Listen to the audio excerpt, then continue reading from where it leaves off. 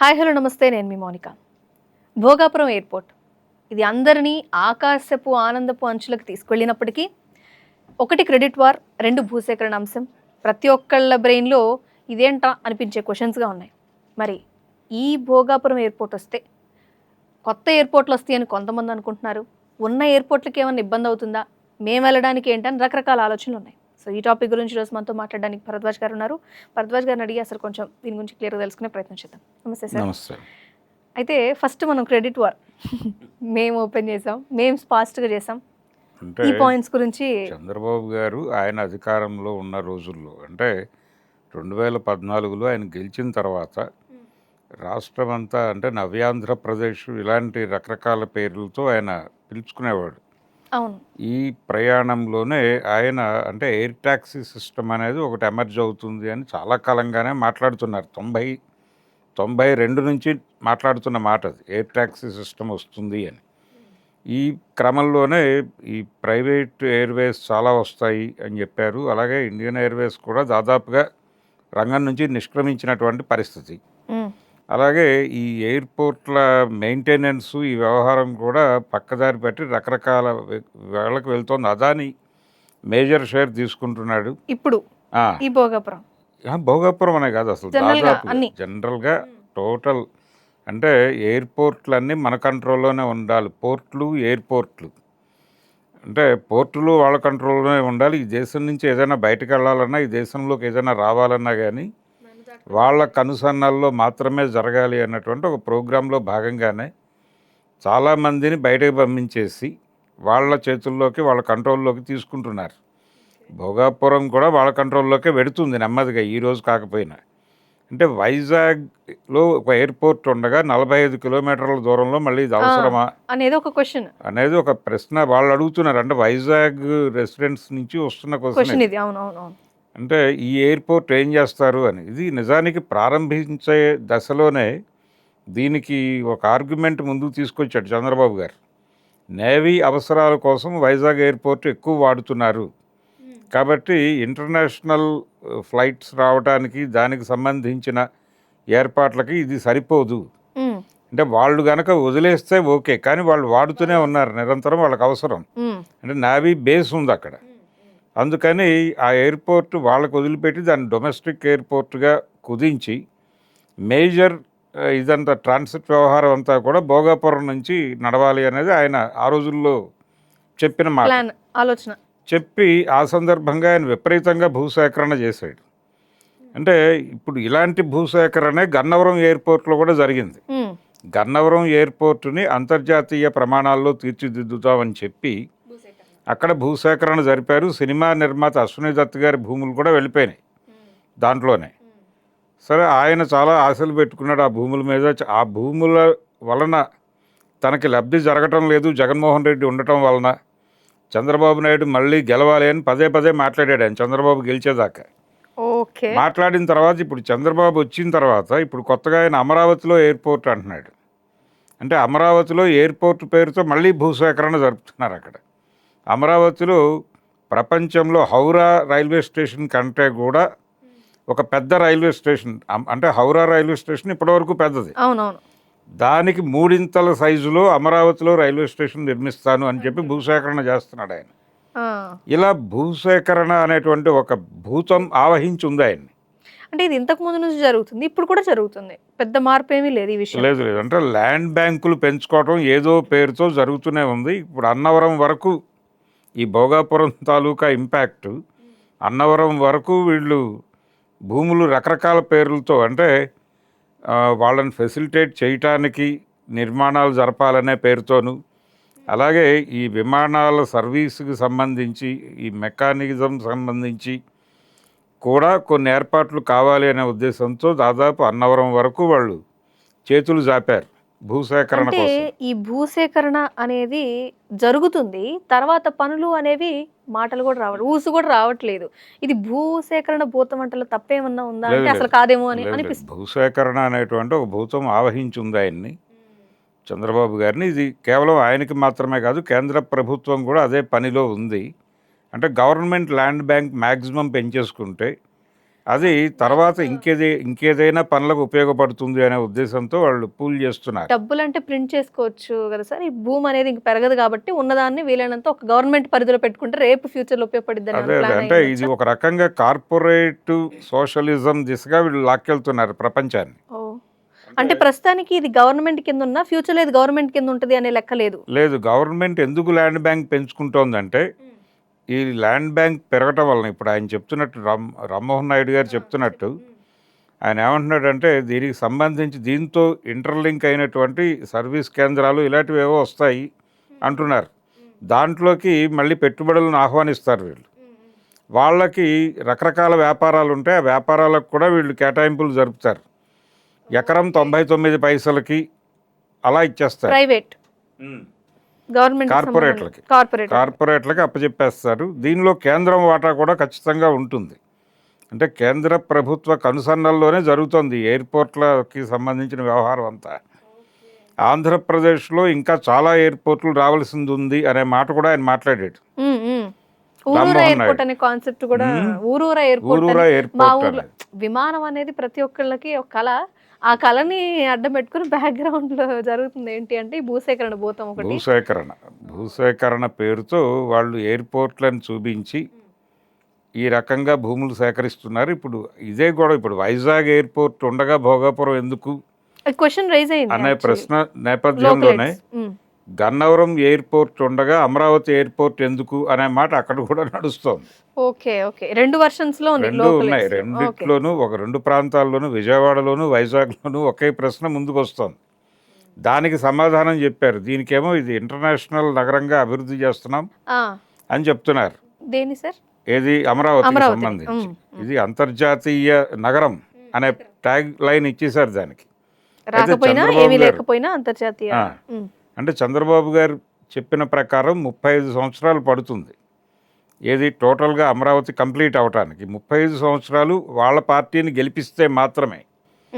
35 సంవత్సరాల పాటు ప్రజలు అకుంఠిత దీక్షలో ఆ పార్టీనే గెలిపిస్తే అప్పుడు 35 సంవత్సరాల తర్వాత ఆయన పూర్తి అమరావతి ఏదైతే ఆ రోజున విజువల్లో చూపించానో దాన్ని మీకు ఒరిజినల్ చూపిస్తాను అని చెప్తున్నాడు ఆయన. ఇది విన్న ప్రతిసారి అభివృద్ధి అనేది ఒక నాయకుడి చేతిలో కాదు, ప్రజలు ఉండే కొన్ని అభివృద్ధి అనేది జరుగుతూనే ఉంటుంది. వాళ్ళ బ్రతుకుదెరువు కోసమైనా ఒక వాళ్ళు అభివృద్ధి జరుగుతుంది. వాళ్ళు చేసుకునే కార్యక్రమం వాళ్ళకి ఆ అవకాశం కల్పించాలి. అంటే చంద్రబాబు గారు తరచూ మాట్లాడే మాట ఏంటంటే ప్రజలకి అంటే సంపద సృష్టిస్తాను అని చెప్తున్నాడు, సంపాదించుకునే మార్గాలు చూపిస్తాను అంటున్నాడు ఆయన ప్రతిసారి. కానీ ఆ సంపాదన మార్గాలు వాళ్ళకు చూపించట్లేదు, వీళ్ళ సంపాదన మార్గాలు చూసుకుంటున్నారు. వీళ్ళ సంపాదన కోసం జనాల మీద దాడులు చేస్తున్నాడు ఆయన అభివృద్ధి అనే పేరుతో. ఈ అభివృద్ధి అనే నమూనా ఎలా ఉంటుందంటే తెలంగాణలో కేసీఆర్ ఉండగా ఇక్కడ ఒక ఫార్మా సిటీ పెట్టాలి అనే ఉద్దేశంతో ఆయన ప్రభుత్వ భూముల్ని ఫార్మా సిటీ అనే పేరుతో కేటాయించాడు. రేవంత్ రెడ్డి గారు అధికారంలోకి రాగానే ఫార్మా సిటీ అనేటువంటి జీవోని క్యాన్సిల్ చేశాడు. చేసి ఈ ప్రభుత్వ భూమి ఎందుకు ఇవ్వాలి అని చెప్పి దాన్ని ప్రొటెక్ట్ చేసుకుని ఈ ఫార్మా క్లస్టర్లు అనేటువంటి పేరుతో 2-3 జిల్లాలకు కలిపి ఒక క్లస్టర్ గ్రాంట్ చేసి, అంటే కొన్ని కంపెనీలకు ఆల్రెడీ హామీ ఇచ్చున్నారు వీళ్ళు ఫార్మా సిటీలో మీకు ప్లేస్మెంట్లు ఇస్తామని. ఆ చెప్పిన కంపెనీల వాళ్ళందరినీ ఈ క్లస్టర్ల వైపు మళ్ళించి అక్కడ ప్రభుత్వ భూములు లేవు, అక్కడ జనాల దగ్గర నుంచి సేకరిద్దాం భూమి, చంద్రబాబు గారి పద్ధతిలో భూమి సేకరించి మీకు ఇస్తాం, ప్రజల భూమి మీకు ఇస్తారు, మీరు అక్కడ ఫార్మా కంపెనీలు పెట్టుకోండి. అక్కడ ఫార్మా కంపెనీలు వస్తే అక్కడ భూములు పాడవుతాయి, వాళ్ళు పొలాలు ఇస్తారు, వాళ్ళ పొలాల్లోనే పెట్టి వాళ్ళ భూముల్లో ఇంకా ఫర్దర్గా పంటలు పండకుండా వీళ్ళు చేయగలరు. అది జరుగుతుంది. దాంతోపాటు ఆటోమేటిక్గా వాళ్ళకి వచ్చే ఉపాధి కూడా ఏముండదు. నెమ్మదిగా ఆ గ్రామం నిర్వాసితులు అవుతారు. ఈ లగిచర్ల లాంటి గ్రామాల్లో వాళ్ళు ఇళ్ళకు తాళాలు వేసుకుని వెళ్ళిపోయారు. అధికారులు వచ్చి డోర్ టు డోర్ క్యాంపెయిన్ చేసి మీరు ఇస్తారా అని అడగటానికి వచ్చినప్పుడు ఇళ్ళకి తాళాలు వేసుకుని పారిపోయారు గ్రామస్తులందరూ. దాదాపుగా ఇదే పరిస్థితి ప్రతి చోట. అంటే అభివృద్ధి అనే పేరు చెప్పి అదొక ప్రభుత్వం చేసేటువంటి ఉగ్రవాదంగా మారిపోయింది అభివృద్ధి అనేది. ప్రభుత్వం చేస్తున్నటువంటి ఈ ఉగ్రవాదపు అభివృద్ధి దాడికి జనాలు భయపడి పారిపోతున్నారు ఇళ్ళు వదిలేసి.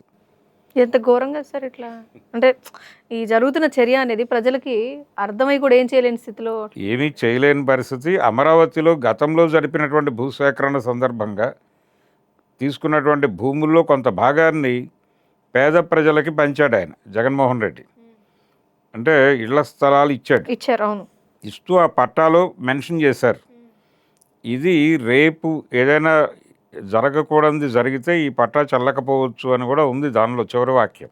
Note disclaimer. డిస్క్లైమర్ అంటే వాళ్ళ ఉద్దేశం ఏంటి, ఒకవేళ మళ్ళీ రేపు ఎన్నికల్లో తెలుగుదేశం గెలిస్తే ఈ భూముల్ని వాళ్ళు ఇంకా దేనికో ఉపయోగిస్తారు, జనాలకు ఇవ్వరు అనే ఉద్దేశంతో పెట్టినటువంటి లైన్. నిజంగానే చంద్రబాబు నాయుడు గారు గెలిచి ఆ బోర్డులన్నీ తీసేశాడు. ఇప్పుడు ఆ లేఅవుట్లు లేవు, ఆ లేఅవుట్లన్నీ తీసేశారు. ఇప్పుడు అవన్నీ మళ్ళీ తిరిగి ప్రభుత్వం కంట్రోల్లోనే ఉన్నాయి. ఆ రోజున ఎవరైతే లబ్ధిదారులు ఉన్నారో వాళ్ళందరూ బయటికి గెంటేశారు, వాళ్ళందరిని. అయిపోయింది ఆ ప్రోగ్రాం. ఇలాగే భోగాపురం ఎయిర్పోర్ట్ కోసం తీసుకున్నటువంటి భూమిలో ఒక 50 ఎకరాలు వెనక్కి ఇచ్చాడు ఆయన. అవును, ఈ భోగాపురం కోసం. అవును, కరెక్ట్. జగన్మోహన్ రెడ్డి ఇప్పుడు ఆ 50 ఎకరాలతో పాటు మరికొంత భూమిని కూడా వీళ్ళు దానిలోకి లాగారు, సేకరించారు ఆల్రెడీ.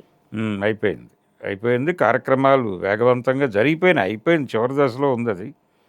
కాబట్టి ఒక విమానాన్ని దింపారు అక్కడ సక్సెస్ఫుల్గా. విమానం అయితే వచ్చేసి ల్యాండ్ అయింది, వచ్చింది. అందులో వీళ్ళందరూ ట్రావెల్ చేశారు.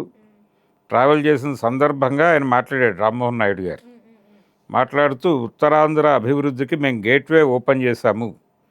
ఈ ఎయిర్పోర్ట్ ఓపెన్ కావడం ద్వారా ఇప్పుడు ఉత్తరాంధ్రలో కేవలం భోగాపురం ఒకటే కాదు, ఇప్పుడు 2 ఎయిర్పోర్ట్లు అవుతాయి.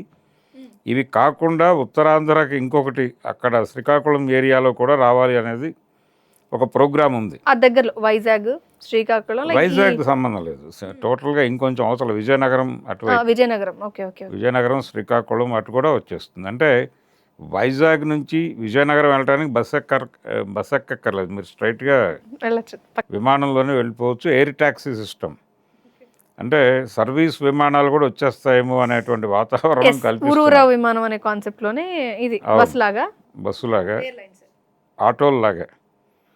అంటే ఇప్పుడు ఆ మధ్య ఇండిగో మీద ఒక చర్చ జరిగింది. ఇండిగో ఫ్లైట్లు వాళ్ళు ఒక రకంగా సర్వీస్ ఆటో మోడల్ అడాప్ట్ చేసుకోవడం వల్లనే అది సస్టైన్ అవ్వగలిగింది. అంటే దానిలో వసతులు లేకపోయినా కానీ జనాల్ని తొందరగా తీసుకెళ్తామనేటువంటి ఒక్కటే చెప్పి వాళ్ళు విపరీతంగా తక్కువ ధరల్లో జనాల్ని తీసుకెళ్ళారు. చేయటం ద్వారా దానికి ఒక స్థాయి దొరికింది. దాంతోపాటు ప్రారంభమైనటువంటి మిగిలిన సంస్థలన్నీ మూతపడిపోయినాయి. రామ్ చరణ్ గారు ప్రారంభించినటువంటి సంస్థ కూడా అయిపోయింది అది. అటువంటి పరిస్థితుల్లో వాళ్ళు ఒక్కళ్ళే ఎందుకు సక్సెస్ఫుల్గా నడపగలిగారంటే ఈ సర్వీస్ ఆటో కాన్సెప్ట్ని ఎమర్జీ చేసుకోవడం వలన మాత్రమే నడిచింది అది. అలా నెమ్మదిగా ఆ తరహా ధోరణులు ఇప్పుడు అది అదానీ గారి కంట్రోల్లోకి వెళ్ళింది. అలాగే ఆయన ఎయిర్పోర్ట్లు, అలాగే ఈ ఎయిర్వేసు అన్నీ తన కంట్రోల్లోకి తీసేసుకుంటున్నాడు. ఆయన వ్యాపారంలోకి వెళ్ళిపోయిన తర్వాత వీళ్ళు అనుకుంటున్నటువంటి ఎయిర్ ట్యాక్సీ సిస్టమ్ ఎలా ప్రజల్ని నడిపిస్తుందో చూడాలి. మీరు మాట్లాడి అన్ని చూస్తే కనువిప్పు కలిగింది అంటలో సందేహం లేదు. ఇప్పుడు బేసికల్గా తెలుసు బ్యాక్గ్రౌండ్లో జరుగుతున్నది మనం ముందు పెట్టాము.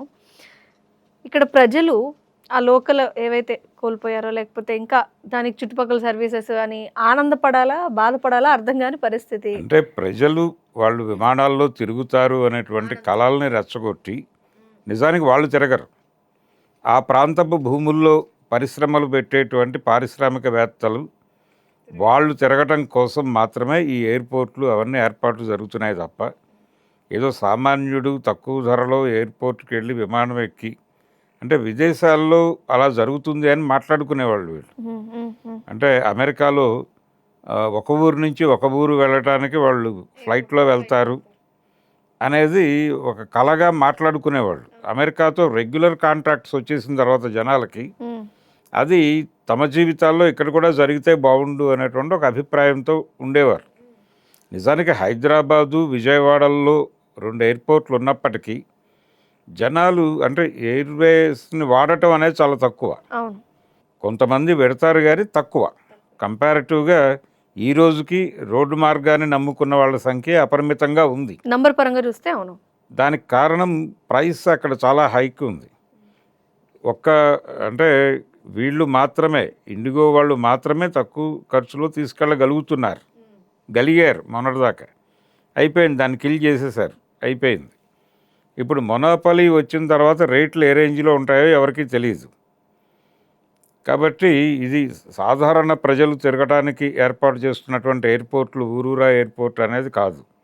అంటే ఆ ఊళ్ళో ఎయిర్పోర్ట్ వస్తుంది అనగానే దాని చుట్టుపక్కల కార్పొరేట్ అంటే అక్కడ ఇంకేవో ఫ్యాక్టరీలు రాబోతున్నాయి, వాళ్ళు తిరగటం కోసం ఫ్లైట్ వేస్తున్నారు అనేది అర్థం చేసుకుని ప్రజలు ఈ ఎయిర్పోర్ట్ భూసేకరణతోనే ఆగదు ఇది. ఆ విమానాల్లో తిరిగే వాళ్ళు పెట్టే కంపెనీల కోసం కూడా ఇక్కడ భూములు వెళ్ళిపోతాయి అనేటువంటి వ్యవహారంలో కొంచెం ఆ జ్ఞానాన్ని ప్రదర్శించకపోతే దెబ్బతింటారు. రెండోది, ఇప్పుడు ప్రపంచవ్యాప్తంగా జరుగుతున్నటువంటి ఒక చర్చ ఉంది, వెనిజులాకి సంబంధించిన ఒక గొడవ. అంటే అమెరికా వాళ్ళు స్ట్రైట్ అవే అక్కడ ఖనిజ సంపదని, ఆయిల్ని తన కంట్రోల్లోకి తీసుకోవడం కోసం. ఎందుకు ఆ ఆయిల్ మీద వాళ్ళు ప్రాధాన్యత అంటే అది కొంచెం తక్కువ ఖర్చులో రిఫైన్ అయిపోయేటువంటి ఆయిల్ అక్కడ దొరికేది. మిగిలిన చోట్ల దొరికే ఆయిల్ రిఫైన్ చేయడానికి అయ్యే ఖర్చు కంటే కూడా అక్కడ వెనిజులాలో దొరికేటువంటి ఆయిల్ తక్కువ ఖర్చులో, దానిలో 3వ వంతు ఖర్చు పెడితే ఇక్కడ రిఫైన్ అయిపోతుంది. అందుకని దాని మీద కేంద్రీకరణ జరపడానికి అది కారణం. ఆయన్ని అరెస్ట్ చేయడానికి, నికోలస్ని అరెస్ట్ చేయడానికి కూడా అదే కారణం. ఆయన్ని సతీ సమేతంగా తీసుకెళ్ళిపోయారు వాళ్ళు. తీసుకెళ్ళిపోయి నెక్స్ట్ సక్సెసర్స్ ఎవరైతే ఆయన గవర్నమెంట్లో ఉన్నవాళ్లే మీరు ఎలా చెప్తే అలా నడుచుకోవడానికి సిద్ధంగా ఉన్నామని ప్రతిపాదనలు పెట్టారు. వాళ్ళకి రేపో ఎల్లుండో ఆ పీఠాన్ని అప్పచెప్పే మూడ్లో ట్రంప్ గారు ఉన్నారు. ఇంకా అయిపోయింది ఆల్రెడీ, ఓ రకంగా హస్తగతం అనేది అయిపోయింది. ఇంకా మనం ఎన్ని మాట్లాడుకున్నా ఇది కొత్త ఏం కాదు వాళ్ళకి. గతంలో కూడా సద్దాం హుస్సేన్ అలాగే చంపారు. పైగా వీళ్ళు పుకారు పుట్టిస్తారు ముందు ఎవరినైనా చంపాలంటే. సద్దాం హుస్సేన్ విషయంలో అయితే అతని దగ్గర జీవరసాయన ఆయుధాలు ఉన్నాయని ప్రచారం చేశారు. అతను విపరీతంగా ప్రపంచాన్ని నాశనం చేయగలడు అని ప్రచారం చేసి, ప్రపంచాన్ని కాపాడటం కోసం సద్దాం హుస్సేన్ని చంపుతున్నామని చంపేసి, చంపిన తర్వాత వాళ్ళు అక్కడ సోదా చేసాం, మొత్తం వెరిఫై చేసాం, జీవరసాయన ఆయుధాలు లేవు అని చెప్పారు. అప్పుడు చంపేయటం అనే పని అయిపోయిన తర్వాత. అలాగే ఇప్పుడు ఇక్కడ డ్రగ్స్ అన్నారు, మరొకటి అన్నారు, చాలా వ్యవహారాలు చెప్పారు. ఇంటర్నల్గా డెమోక్రసీ లేదన్నారు. డెమోక్రసీ లేదని అన్డెమోక్రటిక్గా వెళ్ళి అతన్ని తీసుకుని వెళ్ళిపోయారు వాళ్ళు. ఇక్కడ మెయిన్ పాయింట్ ఏమవుతుందంటే, ఏదైతే బలంగా ఉన్న దేశాలు ఇలా చిన్న చిన్న దేశాల మీద అటాక్ చేయడం అనే ఒక చిన్న పాయింట్. అంతే. అంటే గతంలో పనామా అనే దేశం మీద కూడా అలాగే దాడి చేసింది అమెరికా. చిలీ మీద దాడి చేసింది. అలండీని ఆయన నివాస గృహంలో దాడి చేసి అటాక్ చేసి చంపారు. ఈ చరిత్ర చాలా ఉంది అమెరికాకి. కాబట్టి అమెరికన్ మార్గంలోనే, అమెరికన్ స్టైల్లోనే నడుస్తున్నటువంటి ప్రపంచంలో మనం బతుకుతున్నాం. అంటే ఇండియాని చాలా సఫర్ చేశాడు ట్రంప్ ఈ మధ్యకాలంలో. ఇక్కడ నుంచి వెళ్ళేటువంటి ఎగుమతులు అక్కడ విపరీతంగా సుంకాలు విధించి లోకల్ ట్రేడ్ ప్రొటెక్షన్ అనే పేరుతో వీళ్ళని ఇబ్బంది పెట్టాడు. అలాగే సర్వీస్ ఏరియాలో కూడా వీళ్ళ అవుట్సోర్సింగ్లకి వాటికి చెక్ పెట్టాడు ఆయన. దాంతో ఇక్కడ చాలా ఐటీ కంపెనీల్లో ఉద్యోగాలు ఊడిపోయినాయి జనాలకి. ఇంత సఫర్ చేసినప్పటికీ ఇప్పుడు అమెరికా అనేది ఏకధ్రువ ప్రపంచంలో ఉంది. ఆ ఏకధ్రువ ప్రపంచంలో ఆ ధ్రువానికి వ్యతిరేకంగా మాట్లాడటానికి కూడా భయపడుతున్నాడు మన ట్రంప్ గారు. మన మోడీ గారు యాంటీ ట్రంప్ ఒక్క మాట మాట్లాడాల. వెనిజులా ఎపిసోడ్లో ఆయన మాట్లాడాలి. ఎందుకంటే మనం చేస్తోంది కూడా అదే అని. ఇప్పుడు వాళ్ళ తాలూకా ప్రయోజనాలు కూడా దీనిలో మిళితమై ఉంటాయి. ఇప్పుడు జరుగుతున్నటువంటి ఈ గ్లోబలీకరణలో భాగంగానే ఈ ఎయిర్పోర్ట్ల నిర్మాణము, యాక్సెస్ ఇవ్వటము, ఎవరైనా ఎక్కడికైనా. భోగాపురం ఎయిర్పోర్టు అంతర్జాతీయ విమానాశ్రయంగా మార్చడం వెనకాల రేపు ఆయన దాన్ని ఐటీ హబ్గా మార్చాలనుకుంటున్నాడు. గూగుల్కి సంబంధించినటువంటి ఆల్రెడీ శాంక్షన్ అయిపోయింది డేటా సెంటరు. ఈ డేటా సెంటరు దానికి సంబంధించి అక్కడ వాళ్ళు హై కెపాసిటీ సర్వర్లు ఇవన్నీ తీసుకొస్తారు. పర్యావరణానికి ఇబ్బంది అవుతుంది. ఈ చర్చలేవి కూడా పట్టించుకునే మూడ్లో ఎవరు లేరు. అవును. అలాగే దానికోసం భూసేకరణ జరిపితే మా ఊళ్ళో ఏమైపోతాయని వైజాగ్ చుట్టుపక్కల గ్రామాల వాళ్ళు భయపడుతున్నారు.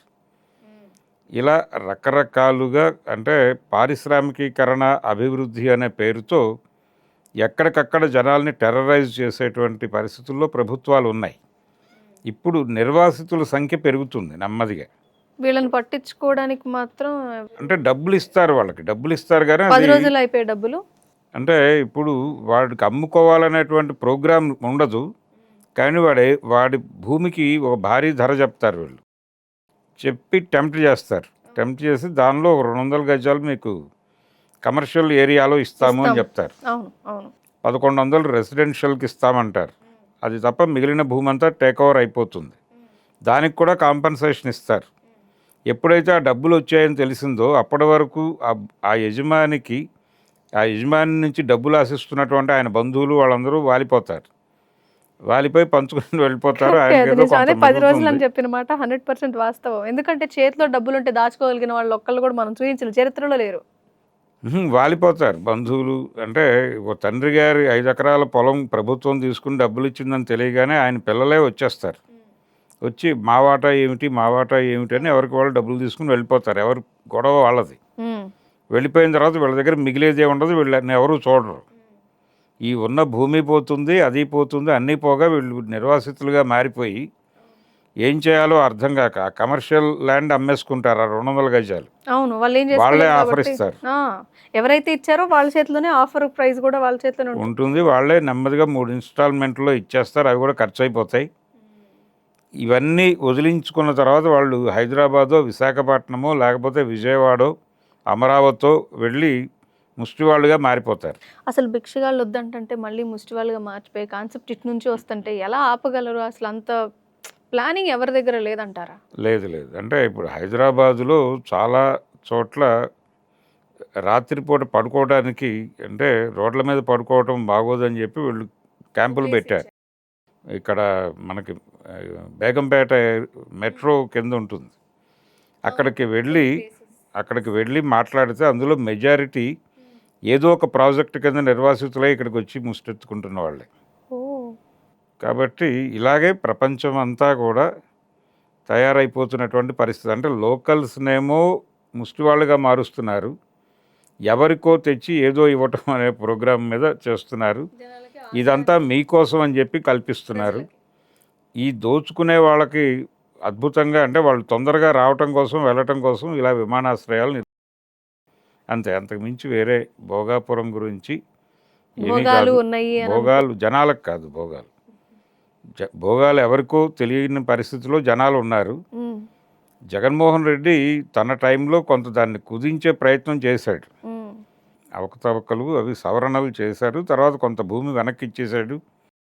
అలాగే సేకరణ కోసం వీళ్ళు ఆల్రెడీ ఇచ్చినటువంటి జీవోలను కొన్ని రద్దు చేశాడు. హ్మ్. ఇవి చేయటం దేశద్రోహం అన్న లెవెల్లో మాట్లాడారు వాళ్ళు. ఇప్పుడు ఆయన అంటే చివరి రోజుల్లో ఆయన దాన్ని శంకుస్థాపన చేశాడు జగన్మోహన్ రెడ్డి. చేసి ఈ రోజున అక్కడ విమానం ల్యాండ్ అయిన సందర్భంగా ఆయన ఒక ట్వీట్ చేశాడు. ఇంతకు ముందు ఒకటి వైరల్ అవుతుంది. 2026లో ఏరోప్లేన్ ల్యాండ్ అవుతుంది. ఒక డైలాగ్ ఏదైతే ఉందో దాన్ని ఫుల్ వైరల్ చేస్తున్నారు. అన్న చెప్పాడు లైక్ పార్టీ నుంచి వాళ్ళు అదే అదే ఈ ఆయన సపోర్ట్ ఒక అనేది ట్వీట్ నడుస్తుంది. చేశాడు. ఆయన అఫీషియల్గా ట్వీట్ వచ్చింది ఆయన పేజీలో. ఆ ట్వీట్లో అభినందనలు తెలియజేశాడు. అభినందనలు తెలియజేసిన ఇమ్మీడియట్గా తెలుగుదేశం మీడియా దాడి మొదలుపెట్టింది. మీరు అసలు అక్కడ విమానాశ్రయం ఏర్పాటు కాకుండా అడ్డం పడ్డారు, మేము కష్టపడి తీసుకొచ్చా చంద్రబాబు గారు. Credit war మొదలైపోయింది. మొదలైపోయిన తర్వాత మేము ప్రజల యోగక్షేమాలు పట్టించుకుంటూ అక్కడ విమానాశ్రయం రావటం కోసం ఏం చేయాలో అది చేశాం అని వైసీపీ నుంచి ఒక అటాక్ మొదలైంది. ఇప్పుడు అలా భోగాపురం అనేది పొలిటికల్ ఏరియాలో చాలా కీలకంగా మారిపోయి ఇద్దరు క్రెడిట్ మాదంటే మాదని కొట్టుకోవడం అనేది మొదలైపోయింది. ఎవరు అంటే మేము కానీ చేసాం. అసలు విషయాలు ఏంటి అనేది ప్రజలు తెలుసుకునే లోపు ఇది అలా గాల్లో వార్తలాగా చక్కగా అయ్యి జరగాల్సిన పనులు జరిగిపోయింది. అయిపోయింది. ఇంకా కొత్త ఎయిర్పోర్ట్లు రాబోతున్నాయి వాటికి ఆంధ్రాలో. కూడా భూసేకరణ జరగబోతోంది. ఆ, ఈ భూసేకరణ భూతం వెంటాడుతూనే ఉంటుంది ప్రజలని. భూసేకరణ అంటే విమానాశ్రయం పెట్టాలి అనుకుంటున్నారంటే ఆ ప్రాంతంలో ఇంకేదో ప్రోగ్రాం ఉంది అనేది అర్థం చేసుకోవాలి జనాలు. అది అర్థం చేసుకోకుండా మా ఊరికి ఏదో ఎయిర్పోర్ట్ వస్తుంది బస్ స్టాండ్ లాగా అనుకుంటే ప్రమాదం. ఓకే. అది రాజకీయంగా ఏదైనప్పటికీ పార్టీలు ఏవైనప్పటికీ జరిగేది మాత్రం ఇదే. అదే కార్పొరేటర్ల కార్పొరేట్ల చేతుల్లోకి భారతదేశం వెళ్ళిపోతుంది. కార్పొరేట్ సోషలిజంలోకి వెళ్తున్నాం. సోషలిజం అంటే వ్యక్తిగత ఆస్తులు ఉండవు. ఆస్తులన్నీ సమాజపరం అవుతాయి. సమాజం నుంచి జనాలకు ఏది కావాలో అది తీసుకుంటారు. కానీ ఇక్కడ ఏమవుతుంది, ఆస్తులన్నీ కార్పొరేట్లకు అప్పచెప్పి వాళ్ళ దగ్గర అడుక్కోవాలి. ఇది ప్రోగ్రామ్. అలా కార్పొరేట్ సోషలిజం తీసుకొచ్చేటువంటి పనిలో చంద్రబాబు గారు చాలా వేగంగా ముందుకెళ్తున్నారు. కేంద్రం సహకారంతో ఎన్డీఏ కూటమి ఎన్డీఏ వాళ్ళ సలహాలు సూచనల మేరకు అభివృద్ధి పనులు ఈయన స్వయంగా ఎన్డీఏలో భాగస్వామిగా ఉన్నారు కాబట్టి ఎన్డీఏ ప్రభుత్వమే తన దిశానిర్దేశం చేసుకుని ముందుకెళ్తోంది. థ్యాంక్ యూ భరద్వాజ్ గారు. Thank you. ఈ ముఖ్యంగా భూసేకరణ అనేదా లేకపోతే క్రెడిట్ వారా అంటే దీనికంటే ఇంకొకటి ఉందమ్మా కార్పొరేట్లు అన్నట్టు చాలా క్లియర్గా చెప్పారు. Thank you sir. Thank you. So మొత్తానికి చూశారు కదా, ఈ భూసేకరణ క్రెడిట్ వార్ లేకపోతే ఇవన్నీ మీరు పైన చూస్తున్నవే కానీ అసలు సీన్ అంతా వేరే ఉంది. కొంచెం తెలుసుకుంటే బాగుంటుంది అనేది ఉద్దేశం. తప్పలేదు, పాజిటివ్ నెగిటివ్ రెండూ ఉంటాయి. అసలు విషయం అయితే నిజమే. సో దానికి తగ్గట్టు మీరు ఆలోచన చేయండి. రాబోయే రోజుల్లో ఎవరేమనుకున్నా జరగాల్సిందైతే జరుగుతుంది కదా. Thank you so much. Air hostess pilot కావాలి అన్నదే మీ కల అయితే ఏరో ఫాల్కన్స్ ఏవియేషన్ అకాడమీ అడ్మిషన్స్ కోసం డిస్ప్లేలో కనిపిస్తున్న నంబర్కి కాంటాక్ట్ చేయండి.